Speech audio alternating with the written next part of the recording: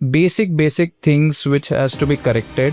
Agreed, there is a lot of work stress and everything in your room where you are sleeping. You can, take care of your lighting. You can take care of the mood of the room, slow music if you are having trouble in sleeping. Some meditation, definitely it helps a lot.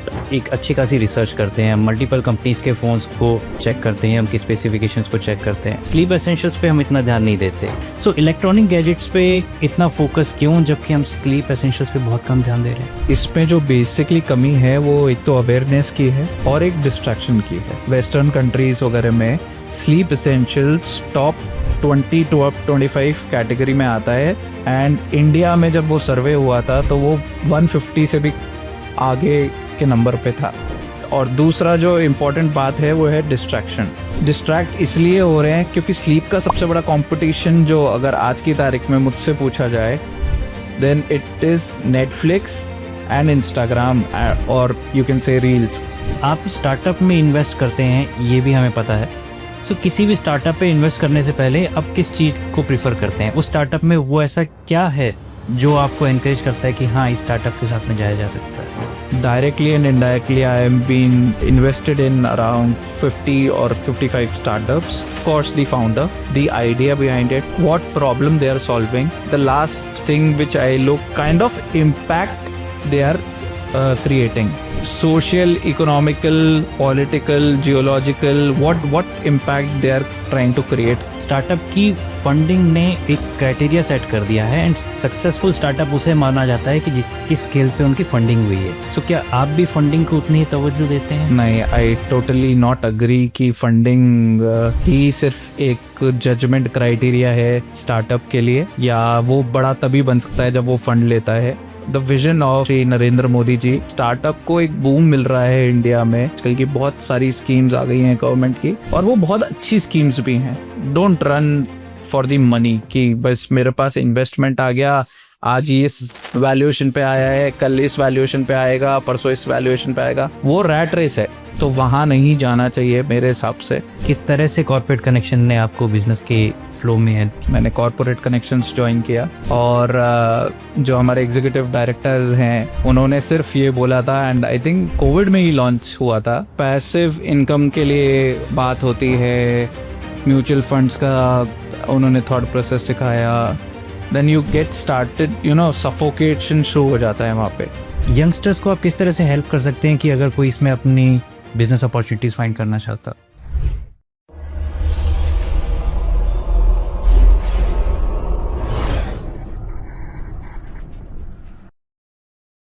नमस्ते दोस्तों, स्वागत है आपका दीपक Siyag unplugged के एक नए episode में, जहां मैं रूबरू कराता हूं आपको ऐसे बिजनेस लीडर्स से जिन्होंने ना सिर्फ अपने बिजनेस की इंडस्ट्री में बल्कि स्टार्टअप इंडस्ट्री के अंदर भी बेहतरीन काम किया है. और आज मैं आपको मिलाने जा रहा हूं ऐसे ही एक शख्सियत से. He is a second generation entrepreneur leading pink city furnishing private limited, जो कि स्लीपवेल और कर्लऑन की लार्जेस्ट डिस्ट्रीब्यूटर है. आज हम बात करेंगे कंफर्ट स्लीप, एंजल इन्वेस्टिंग और स्मार्ट बिजनेस मूव्स के बारे में. स्वागत करते हैं स्वप्निल धंगाइच का. स्वप्निल, MBA करना आजकल सभी यंगस्टर्स का एक सपना होता है, और वो भी एक किसी रेपुटेड इंस्टीट्यूट से करना और उसके बाद में कॉर्पोरेट लेवल के अंदर एंट्री करना, वो एक सबका ड्रीम रहता है.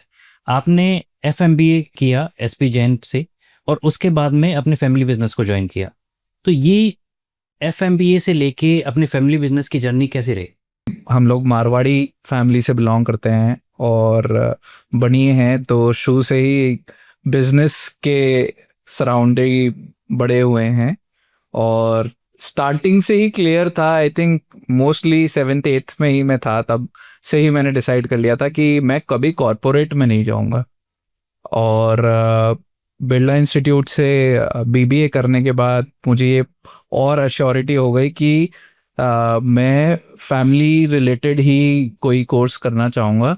एंड देन उस टाइम एक अपॉर्चुनिटी आई SP जैन का फैमिली बिजनेस मैनेजमेंट कोर्स, जो कि बहुत अच्छा रन कर रहा था उस समय पे, तो मैंने वो ज्वाइन किया.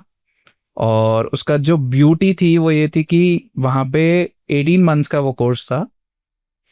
मेरे को 7 days वहाँ पर जाना होता था और 23 days वही वो वापस जयपुर आकर के इम्प्लीमेंट करना होता था.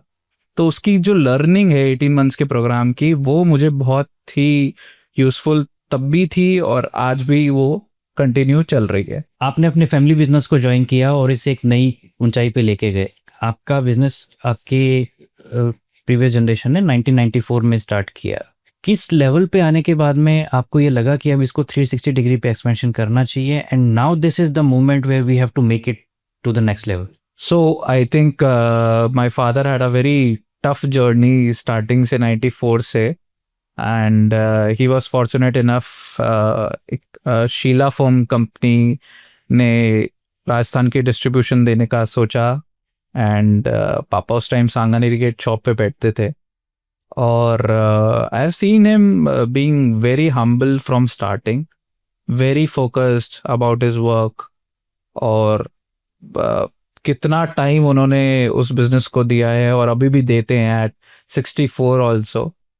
एंड साथ में आई थिंक द कंपनी का जो बैकिंग रहा है वो स्टार्टिंग से ही बहुत सॉलिड रहा है, चाहे वो मैनेजमेंट के रिलेशंस हो, फादर से, मेरे से, हमारी टीम से, हमारे डीलर्स से। एंड कोर स्ट्रेंथ जो रही है हमारी, वो हमारा डीलर नेटवर्क रहा है, रिलेशनशिप रही है, टीम रही है।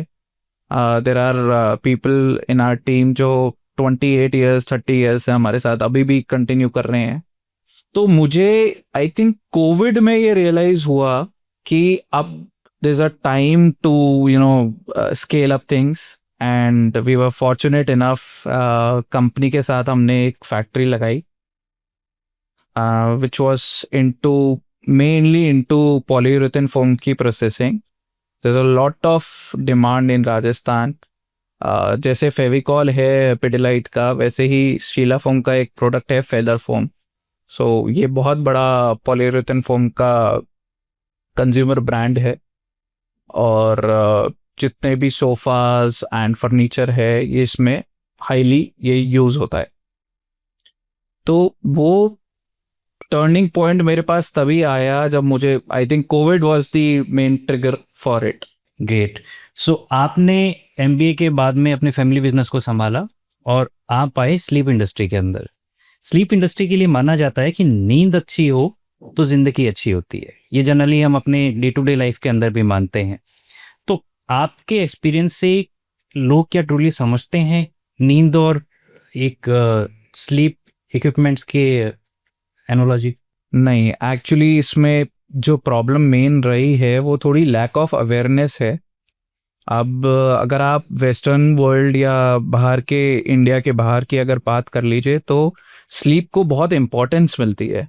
हमारे यहाँ पे अलार्म क्लॉक सेट होता है तो वो मॉर्निंग के लिए होता है, नाइट की स्लीप के लिए हम कुछ उसको मैनेज नहीं करते हैं। चाहे वो पार्टीज हो या कुछ भी हो, हम हमेशा हमारी स्लीप को ही डिफर करते हैं, चाहे वो एक्स्ट्रा वर्क हो। तो उस तरीके से there is a lot of problem and it creates a lot of impact on your physical and mental health. So physical health की अगर मैं बात कर लूँ तो उसमें injuries, health issues, road accidents, ये सब कॉमन सिम्टम्स हैं when you don't take care of your sleep.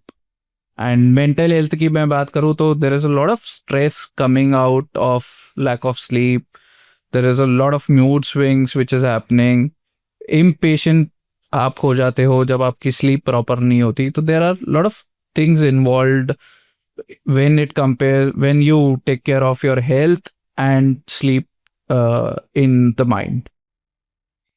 Sleep के बारे में हम बात करते हैं तो अगर कॉर्पोरेट जॉब्स के अंदर माना जाता है कि लेट नाइट वर्किंग होती है, मेंटल स्ट्रेस भी आजकल स्टार्टअप्स वगैरह के अंदर काफ़ी रहता है। सो किस तरह से इस चीज़ को इम्प्रूव किया जा सकता है with the healthy sleep? So again मैंने जैसे बताया, there are lot of basic things which has to be corrected. Agreed, there is a lot of work stress and everything, but you can just use basic things in your room where you are sleeping. You can take care of your lighting, you can take care of the mood of the room, slow music if you are having trouble in sleeping, some meditation, definitely it helps a lot, and technically it is all free, but we don't take care of it oftenly. Okay अभी recent time में world sleep day भी गया है Yes, absolutely.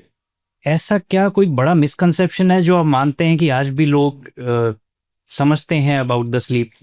100%. There is a lot of things.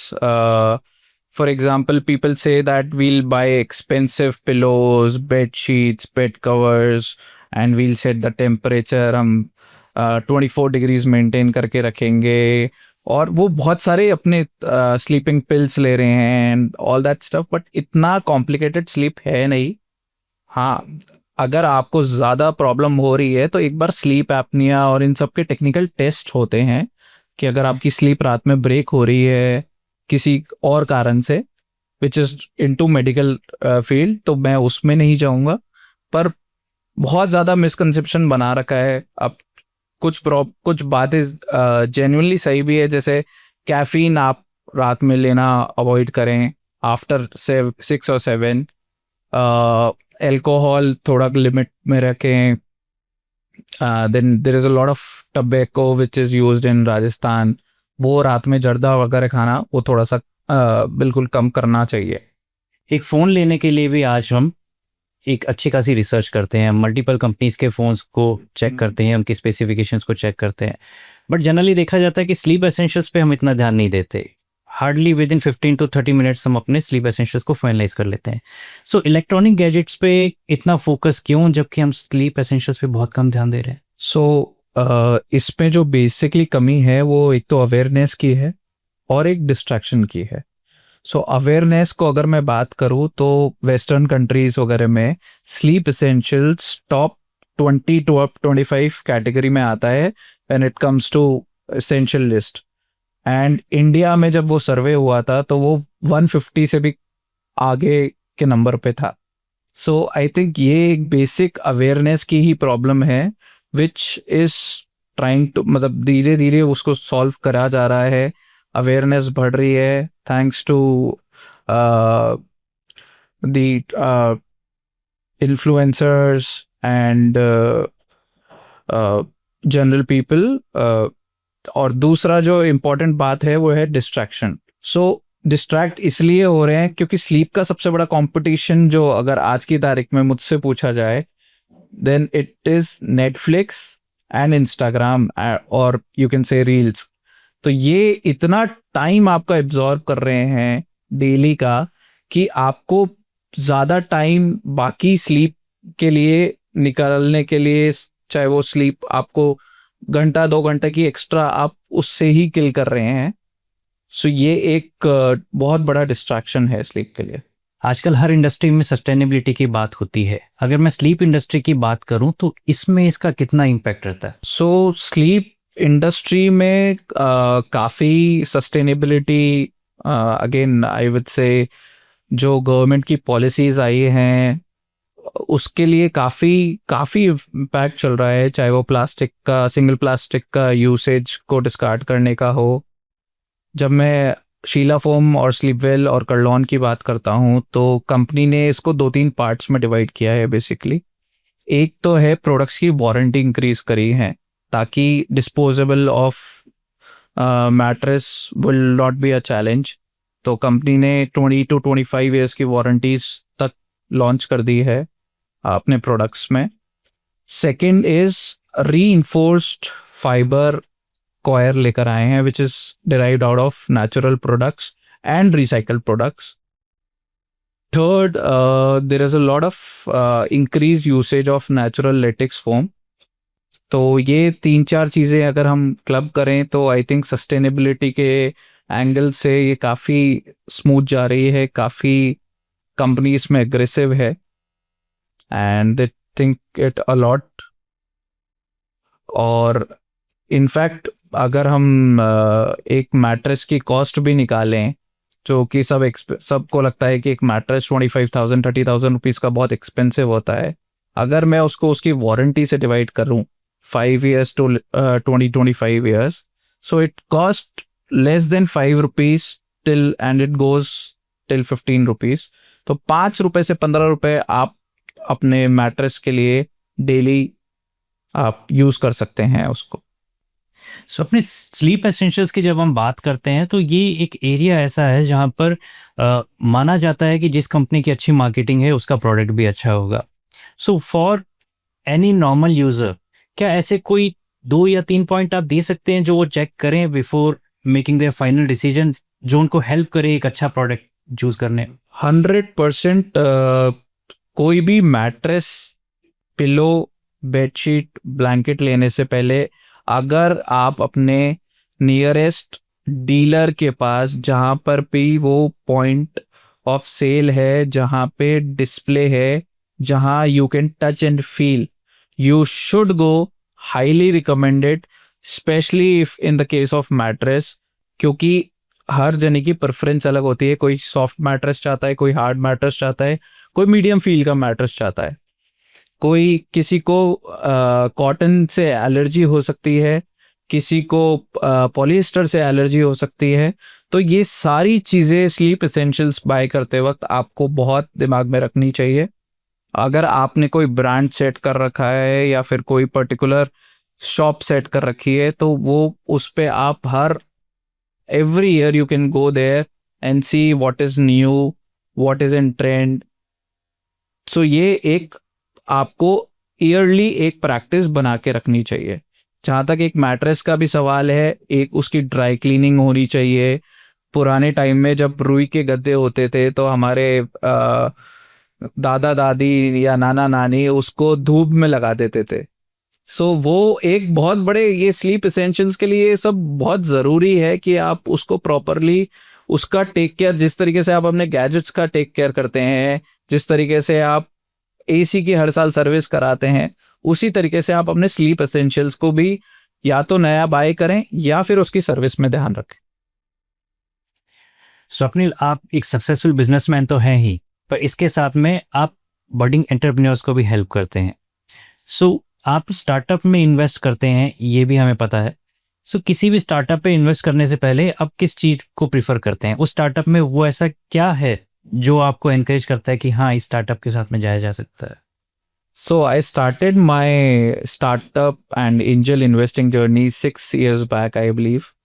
And today, with God's grace, directly and indirectly, I'm invested in around 50 or 55 startups.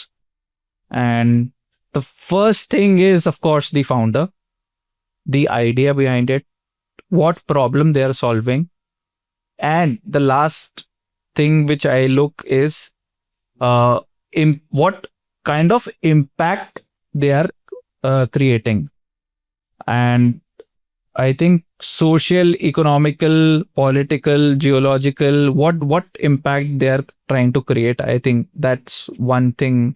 Now at least I am more sure that I want to look on that part only. अगर हम startups की बात करते हैं तो आज के time पे शार्क टैंक इंडिया है, टाइम टीवी पे काफ़ी फेमस है, जिसने घर घर में पॉपुलर कर दिया है स्टार्टअप। Absolutely.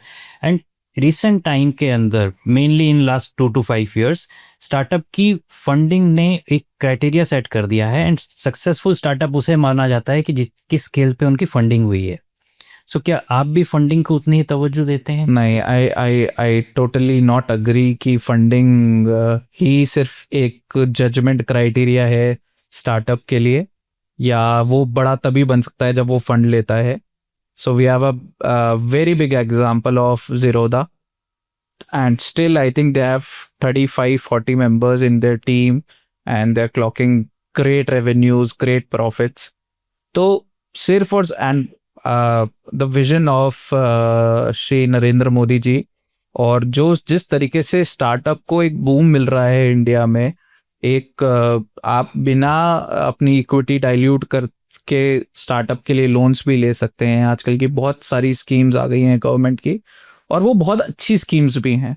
तो बिल्कुल मेरा इसमें मानना नहीं है, अनटिल एंड अनलेस कोई बहुत बड़ा कैपिटल इन्वेस्टमेंट है, आपके पास कैपेक्स प्लान है, देन ओनली आई थिंक, मतलब ये बहुत कॉशन के साथ करना ज़रूरी है। और अगर आपको एक मेंटरिंग के लिए या एक्सेलरेशन के लिए आपको अपना स्टेक देना पड़े, then it is fine. Just don't run for the money कि बस मेरे पास इन्वेस्टमेंट आ गया, आज इस वैल्यूएशन पे आया है, कल इस वैल्यूएशन पे आएगा, परसों इस वैल्यूएशन पे आएगा. वो रैट रेस है, तो वहाँ नहीं जाना चाहिए मेरे हिसाब से. I may be good, right, or I might be wrong, but that is my viewpoint. अच्छा. आपने बात की मेंटरिंग की, and I also agree with this. Mentoring बहुत ज़रूरी है. स्टार्टअप्स के अंदर भी मेंटरिंग का काफ़ी इंपॉर्टेंट रोल रहता है. सो किस तरह से आप हेल्प करते हैं स्टार्टअप या फाउंडर्स की मेंटरिंग के अंदर? मैंने अभी बहुत ज़्यादा मेंटरिंग करी नहीं है, बट मैंने सारे वो प्रोसेसेस देखे हैं. मैंने प्रोसेसेस खुद कुछ बनाए हैं. अराउंड 11-12 साल मुझे खुद की इंडस्ट्री में हो गए हैं. 6 साल से मैं स्टार्टअप्स एवेलुएट कर रहा हूँ. मैंने 200 से 250 स्टार्टअप्स एवेलुएट करे हैं, 150-200 पिचेस सुनी हैं. तो जो बेसिक प्रॉब्लम्स इनिशियली आती हैं सीड लेवल पे, जब बिजनेस का आइडिएशन स्टेज होता है या फिर बिजनेस को साल भर होता है, आई थिंक वो ही सबसे बड़ा एक एंटरप्रेन्योर के लिए टाइम होता है, जब आप उसको की उंगली पकड़ के उसको थोड़ा सा फ्लाई करना सिखाएं, ग्रो करना सिखाएं. तो वो 70-80% प्रॉब्लम्स हर स्टार्टअप फेस करता है. वहाँ पर एक मेंटरिंग की बहुत ज़्यादा नीड है इंडिया में. और जो भी मेंटर्स अभी इंडिया में है, वो या तो उनकी प्राइस बहुत हाई है या उनकी टाइम अवेलेबिलिटी नहीं है. So that is why where I thought कि let's make some impact to not more than 4 or 5 startups, but let's try to acknowledge them, try to support them, try to guide them. So और 2-3 startups भी अगर impactfully निकल जाए मेरे हाथ से, so I think I will do my bit. And in fact I am mentoring one of the startup जहाँ पर they're trying to fight against screen and getting families and friends closer by giving solution to giving board games. And I think they're creating very good kind of products. तो बड़े innovative हैं वो लोग. तो जयपुर के ही हैं. एंड उनको देख के काफ़ी अच्छा भी लगता है. और वो भी अगर आइडिएशन स्टेज से मेरे पास हैं, तो I think yes, I will. And in future there is a lot of opportunity with me. I want to mentor few startups, especially जो impact create कर रहे हैं poverty के लिए, या employment generation करने के लिए, या environment के लिए. वहाँ I would like to participate, whether it's with the investment, whether it's with my time. और लास्टली मैं इसमें ये बोलूँगा कि ये बहुत इंडिया के लिए बहुत गोल्डन अपॉर्चुनिटी है. जैसे हम बोल रहे हैं, मोदी जी भी बोल रहे हैं, हमारे अमृत काल का टाइम आ रहा है हमारा. And trust me, we are at the right place, right environment. इतनी ज़ील है यहाँ पे लोगों में काम करने की, स्टार्टअप्स की. मैं नहीं देख पा रहा हूँ अभी और वर्ल्ड को उस तरीके से ग्रो होते हुए जिस तरीके से राजस्थान, जयपुर, इंडिया ग्रो हो रहा है. स्वप्निल, हमारे व्यूवर्स के अंदर बहुत सारे ऐसे भी होते हैं जो स्टार्टअप्स में कहीं ना कहीं पे मेंटरिंग की एक्सपेक्टेशन रखते हैं. So as you are interested in mentoring those, so how can they reach you and how can they get your mentorship? So for reaching me out, I think call is the worst option. And LinkedIn पे स्वप्निल डंगायच के नाम से मेरा account है. And कहीं आपको और number अगर मेरा मिल जाता है, which is very easily available. But मुझे रीच करने के लिए व्हाट्सएप मैसेज या इंस्टा मैसेज या लिंक्डइन पे message is the best way. And trust me, I will revert within 7 to 10 days. That is my promise. That's great, Swapnil. So moving ahead to next segment, business की अगर हम बात करते हैं तो business सिर्फ प्रॉफिट और लॉस की बात नहीं होती। बिजनेस में हमें माना जाता है कि लोगों से रिलेशनशिप बनाने का भी एक वे होता है।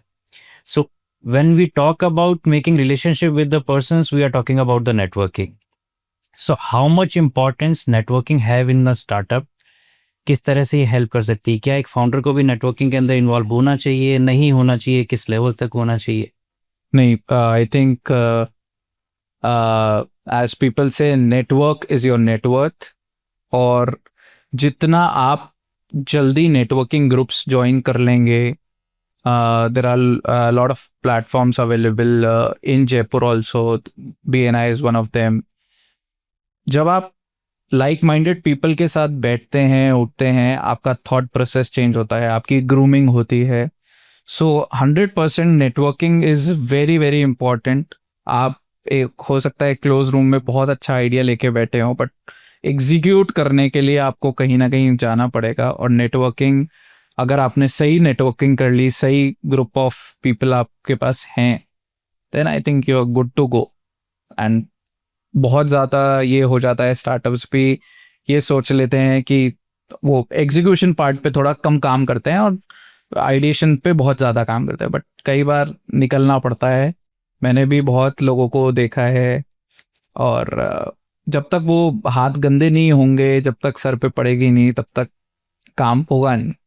तो नेटवर्किंग आई थिंक इस, और मेरी लाइफ के लिए भी नेटवर्किंग काफ़ी हेल्प करी है। मैं 2-4 ऑर्गेनाइजेशन से जुड़ा हुआ हूँ। तो या सो हम जानते हैं आप कॉर्पोरेट कनेक्शन के भी मेंबर हैं, और जैसा कि आपने कहा कि आपके लाइफ और बिजनेस जर्नी के अंदर भी नेटवर्किंग ने बहुत इंपॉर्टेंट रोल प्ले किया है। सो कॉर्पोरेट कनेक्शन के साथ में आपका एक्सपीरियंस कैसा रहा है? किस तरह से कॉर्पोरेट कनेक्शन ने आपको बिजनेस के फ्लो में हेल्प की है? So I think it's been 4.5 years मैंने कॉर्पोरेट कनेक्शंस ज्वाइन किया। और जो हमारे एग्जीक्यूटिव डायरेक्टर्स हैं, उन्होंने सिर्फ ये बोला था, एंड आई थिंक कोविड में ही लॉन्च हुआ था। सो उन्होंने ये बोला था कि trust me, this is where you belong.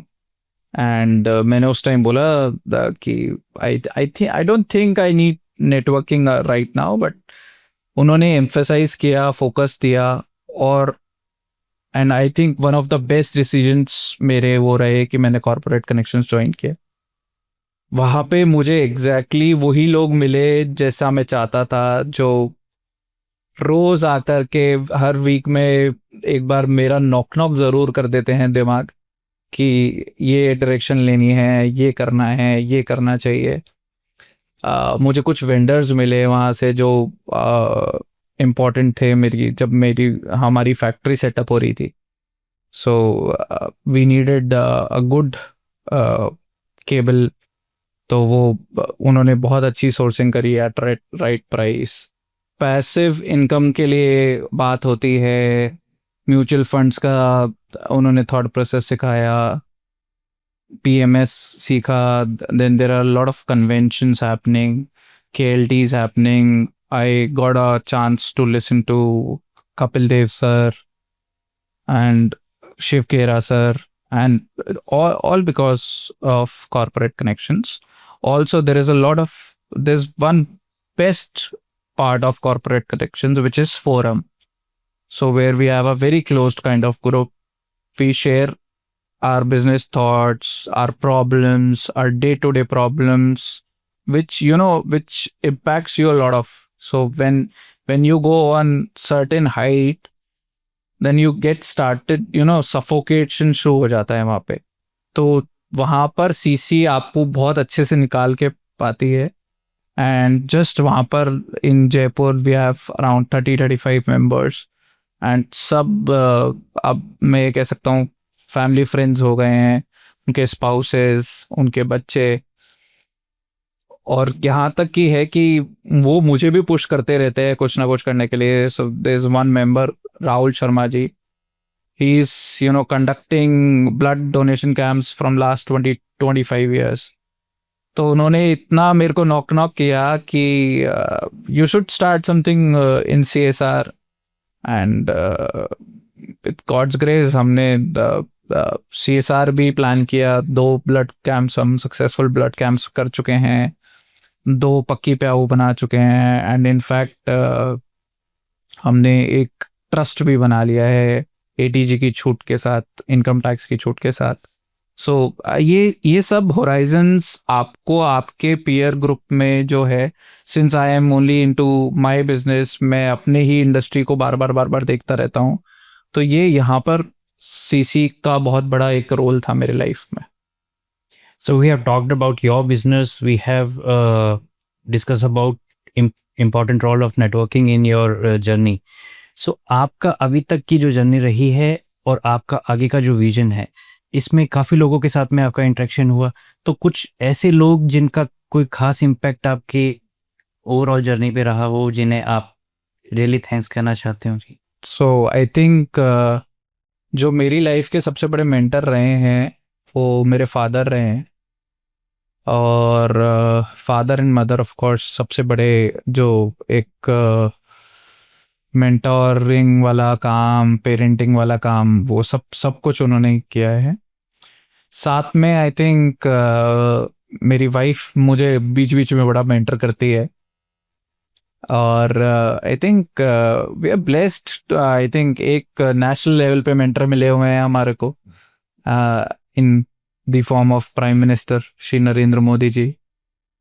Then I have few mentors in the company, Sheila Foam, Rahul uncle, Tushar ji, Rakesh uncle, and a lot more in Sheila Foam family.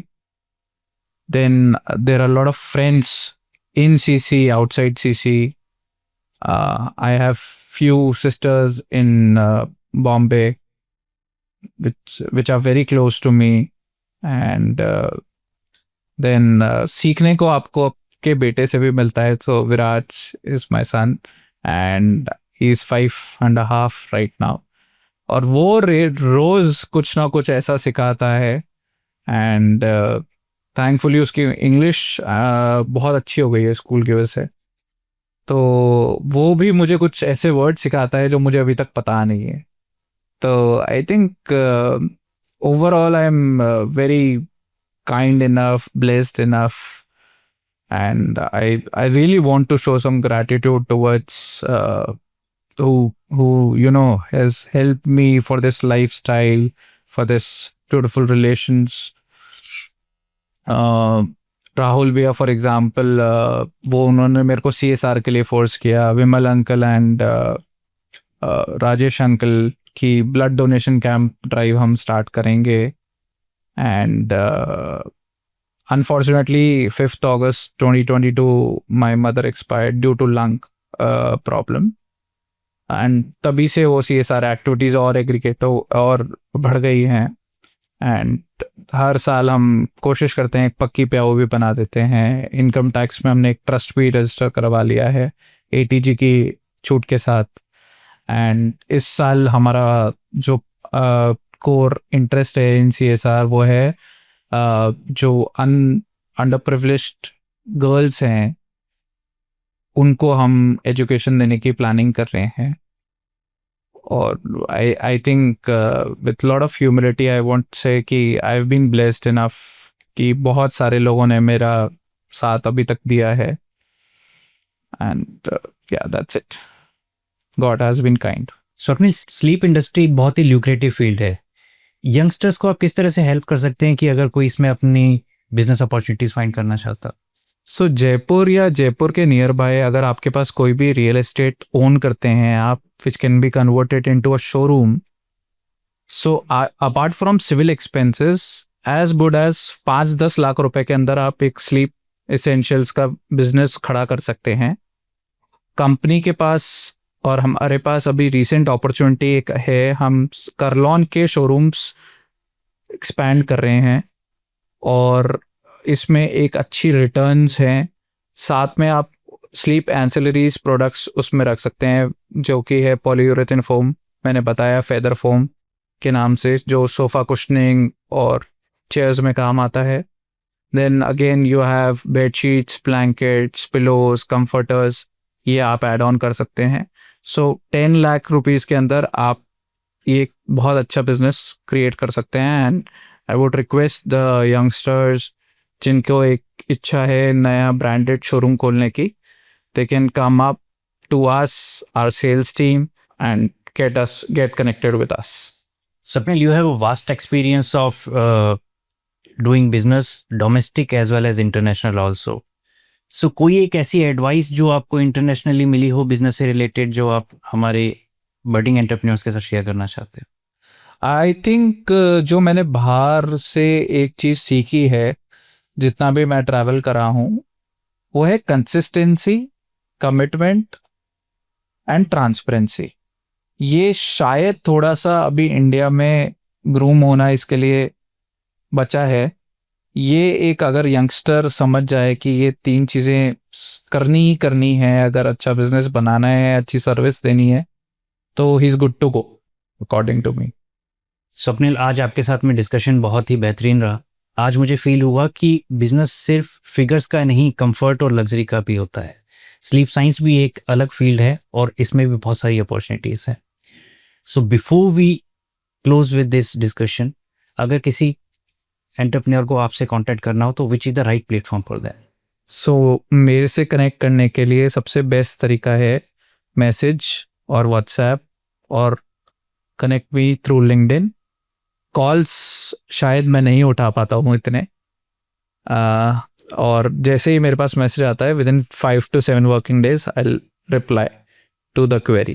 Thanks Swapnil, it was really great to have you out here. Thank you so much for having me here. और हम मिलेंगे next episode में किसी एक नए business leader के साथ में। Till that, happy investing. Thank you.